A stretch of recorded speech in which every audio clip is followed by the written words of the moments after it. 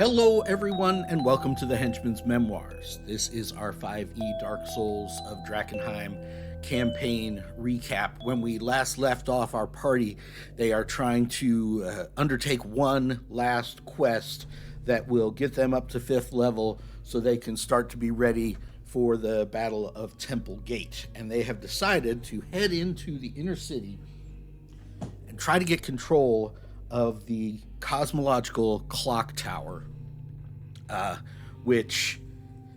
from which they will kind of turn that into their new home base and be able to make strikes in the city and spend longer in the city, take long rests in the city and everything else. But they've got to get rid, it has a terrible case of harpies, and they've got to get rid of all the harpies first. So the party had to come into Shepherd's Gate, which is controlled by the Hooded Lanterns, and they got in there. They didn't roll any encounters in what I'm calling the dust quarter of the city, which they've been through a couple times. They didn't roll any encounters. They make it up here.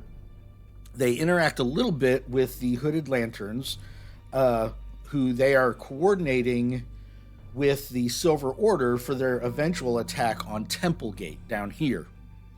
So they told them that they had spoken to the Silver Order Knights, that the Silver Order Knights were interested in participating in this attack and maybe co-controlling this gate after the attack is over. But they also told the Hooded Lanterns they definitely felt like the Silver Order were a bunch of zealots, and they were a little unhinged, and the Hooded Lanterns had been asking to kind of get an impression of them, and they definitely reported their impression was these guys, long term, who knows what they're going to do.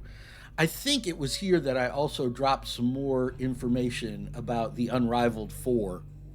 This is the rival adventuring party that I'm also, with everything else I'm trying to do in this campaign, trying to have them in the background, and eventually, they're going to interact with the party one way or another. So what the party heard about them is basically they haven't really strongly allied with any faction yet. They're just going through the city and bringing out a bunch of delirium and taking bounties on all these different monsters and stuff. And I think the faction said they might try to see if they can contract them to help with the attack on Temple Gate. Meanwhile, old Thaddeus decided he was going to turn into a rat or something, wild shape-wise, and he was going to sneak around in the barracks there and see if he could overhear anything. And I rolled on the rumors table, and the rumor he was supposed to hear was that the rat folk worship some kind of demon thing deep in their warrens. Well, of course, as I mentioned earlier, I know that the Dungeon Dudes were making reference to the Warhammer Fantasy roleplay where all of the Skaven worship the Horned Rat. So I gave him a big info dump on the Horned Rat and the Council of 13 and all this other stuff from Warhammer that I'm just directly moving over. I told the party they could all chip in and get me the Horned Rat companion guide if they wanted to. But so they overheard that rumor, and then it was time to take a long rest there in the barracks and then head in to the Cosmological Clocktower. So my idea, as you guys know, every section of the city I theme with some kind of different, weird, creepy something, usually taken from Gloomrot or one of these other sort of horror, dark fantasy settings or whatever. So my idea for this whole area was kind of the cloister. And this idea was that all through here, all of the keepers in the city and all of the sort of terrain and decorations was going to be like this religious ceremony kind of caught in process as the meteorite fell. So the party came through. There are basically these husks of people that had been in the city when the meteorite fell, when the corruption spread, And basically, the idea I'm taking is more or less from Elden Ring, these kind of husks that just wander the land. And so, this whole area of the city is just full of religious processions and people, whipping themselves, flagellating themselves. They walked through this plaza that was, there's basically the Pope is up in this window and everybody is moaning and hailing him and bowing down. And he's got like the holy water thing and he's flipping, blood at people. I was coming up with all these, what I hoped was creepy descriptions of this whole area as the players went through.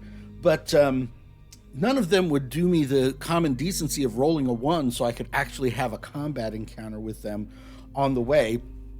They basically circumvented all combat encounters. They get to this sort of plaza, and there's some description for that in the book. They kind of made their way around the edge of the plaza, and they finally get to the Cosmological Clocktower, and they kind of made their way in.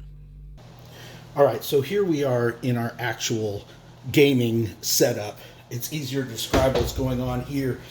You can see that the Cosmological Clocktower is laid out with this rickety wooden scaffolding staircase that goes around that I've recreated here with dungeon stackers to kind of give some verticality to our play space. So the players come in and are looking around, and there's all these sort of pendulums and chains and stuff hanging down from all the works of the Cosmological Clocktower. They kind of search around the little barrels and stuff that they find here. But of course, this has been looted several times over the years. So they start making their way up the steps to try to get up to the top where they assume the harpies are going to be. And sure enough, the harpies attack. So I started off with 3 ordinary harpies and then a sort of harpy boss. Not the big boss, but just a harpy with maximum hit points. And I use these little indicators to show that they're flying. And curse Nexel. Nexel's the bane of my existence, as usual. He had mentioned earlier that he was going to make sure he had wax that he could put in his ears, and he handed out to everybody wax to put in their ears. So I couldn't really come up with a downside to that in 5th edition. Maybe there's something to being deafened that I could have looked at. But I decided I had to at least give them advantage on their saving throw against the Harpies' song, which is what they got. So the Harpies all come down. None of them get affected by the Harpies' song. And so the Harpies decide to close in for close combat. So as they come over, the Harpy boss, I think, had a bow. I gave her a bow. But in the Monster Manual, Harpies just have like a bone or their claws. So they decide to fly up close to the characters and try to take a bite out of them. This was a bad time for the Harpies. The players start fighting them, and there in the very first round, Pietor's character decided that he had to jump out with his magic dagger in one hand, aerially tackle one of the Harpies and fight it in midair because he has this slow fall ability. So sure enough, he makes an attack. He makes a hit with his attack roll, and the two of them, I described them sort of pinwheeling around. His legs are, flying around as the Harpy is trying to keep from crashing and trying to get him off of there. I think Atticus, for some reason, wanted to get up to this landing. There's a landing that's described in the book, so I decided this would kind of be where all that was going on. He started moving up there. I think Nexel was just throwing some cantrips around. But then old Thaddeus decides to summon a woodland being, and it's a bobcat or panther or something. Remember, the party had heard that rumor that the Harpies were afraid of cats. So this thing appears and is in melee range with these ones that are in here trying to melee them. And this is when I broke it to the party that that rumor has no truth to it and is is just a false rumor that they had picked up and been going on. So they all just kind of, rolled their eyes at me. Eventually, this harpy decides to slam Pietro against a wall to try to get him off. That did some damage to him, but then he comes back with a dagger and 2 knees, flurry of blows thing, and got this thing down to about 4 hit points. So at that point, I don't think she can fly with just 4 hit points left. And they're spiraling towards the ground. I let him try to do an opposed grapple check to make sure she lands on bottom, and she's trying to make sure he lands on bottom. He won that check, and so she took enough damage to be knocked out. Or maybe he lost it, but then he gets back. Oh, well, I have this slow fall thing where I can take 20 points of damage off of any falling damage. And this is where I called BS on him. Just like the help action or the disengage action, in my campaign, if you're going to say I take the help action, you have to describe how you're helping. And I've considered doing, if you're trying to take the disengage action, you have to describe, do you have pocket sand? Do you say, hey, look, it's Elvis? How do you actually disengage without getting attacked? So I insisted that he tell me how, in some Jackie Chan stunt universe, he manages to not take any damage from falling all the way down from however high up they're supposed to be in this 200-foot tower or whatever. So he described some kind of running on the walls and spinning around and everything else. We were having major internet connectivity issues, so he tried to describe it about 4 times and it wasn't coming through. But this is where we left off. These guys had come up and were hovering around here, and I think Atticus had made it all the way up to this landing and wanted to get close to them and fight them.